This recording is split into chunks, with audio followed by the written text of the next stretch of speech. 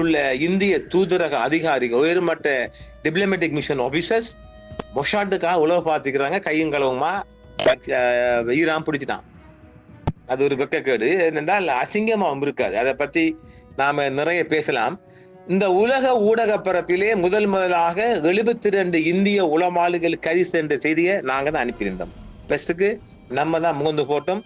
எந்த ஒரு தமிழ் ஊடகக்காரனும் சொல்லல, தமிழக ஊடகக்காரனும் சொல்லல, தமிழ் ஊடக யூடியூபர்னு சொல்லல, இலங்கை யூடியூபர்னு சொல்லல.